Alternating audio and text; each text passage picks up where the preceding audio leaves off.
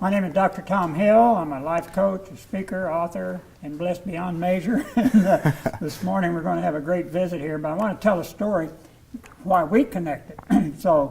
One person can change your life if you're attracted to. So one of my clients' wife called me 5 years ago this summer and said, Tom, you need to meet Gary Baker. I said, okay, I never heard of him. And so we met at a restaurant, and we had a great visit. And he said, Tom, you got to meet John O'Leary. I just heard him speak there, and he's the best speaker I've ever heard. That was on Monday. So I said, okay, I'll do that. And then Wednesday, I got an email from one of my clients in Raleigh, North Carolina. Tom, I just heard the best speaker I've ever heard. His name's John O'Leary. You got to meet him. So I said, okay. Friday, Betty and I are in Keokuk, Iowa. I pick up the local paper, the picture of John O'Leary. I said, God, I get it. I'm supposed to meet this guy. I think it was time to meet him. And here we are. Yeah. And you're living in Jupiter, and I'm going to connect you with a new friend down there. I can't wait. Yeah. Absolutely. So anyhow, tell us a little bit of your background. Where'd you grow up? What's home? Well, actually, I grew up in Flint, Michigan, Dr. Tom, which most people know not always for the best reasons. So most of my family and friends are still in Flint, Michigan, but I grew up in the shadows of General Motors plants. Obviously, they're going through a real tragic water crisis there right now. Yeah. But I grew up, my dad had a fast food hamburger business in Flint, Michigan. So I grew up sort of in an entrepreneur's sort of environment and mindset, although I really never sort of considered myself an entrepreneur, which is interesting that I find myself as one now. Yeah. Yeah. And where's the O'Leary connection with you? The O'Leary connection is kind of crazy like your connection. I was, for all intents and purposes, I was out of work about 7 years ago, living in St. Louis. I'd moved my family up to St. Louis from Florida. You know St. Louis? Yes, I've lived in St. Louis 3 different times. So we moved up to St. Louis for a job, for a seasonal part-time job. That's how sort of desperate I was. We had lost all of our savings. We were in debt. I took a job in St. Louis, a seasonal job.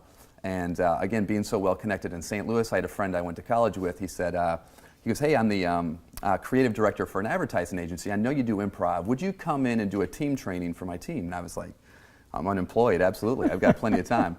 So I went in and did like a 2-hour workshop. I'm not even sure I got paid for it, but I'm passionate about it. I enjoy doing it.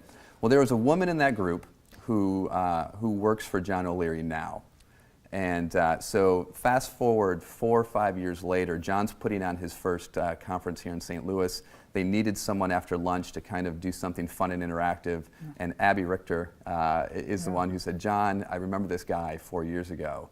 So she reached out to my friend, we connected, and John brought me in sight unseen. And I think he liked me because he brought me back to be a speaker at the next conference as well. So John and I have been good friends ever since. So that kind of goes back to one of my favorite books. It's called When God Winks at You. Yes. So that was there's a lot of winks going on. A lot of winks going on, yeah. So you mentioned the word improv. Yes. Define that. Improvisation is really simply, it's living without a script, which we all do on a day-to-day basis. But for 17 years, I've been doing it as an entertainer. So getting on stage with a group of 2 or more people and creating stories from a simple audience suggestion. And so I was blown away by this ability to do this, and how do people do that? When I started in improvisation 17 years ago, I was grateful enough to be a performer. I've performed professionally for 17 years now, but I immediately got into corporate training, I got into personal development, I got into life coaching. I'm a huge sports nut. I've worked with professional sports teams and organizations. I worked at IMG Academy in Florida, which is kind of the world's premier sports facility, as a leadership coach. Mark McCormick. Yes, absolutely. Yeah. And so I've worked with athletes, organizations, and individuals. And what is it? What's the mindset? What's the skills? What are the principles that not only create high performance, but lead to dynamic teams? And it's all about that mindset, and it's all about that culture. And so improvisation, to me, is such a tool in teaching what those principles are. Now, you live in Jupiter, Florida now? Yes. So you had to choose St. Louis or Jupiter? Right.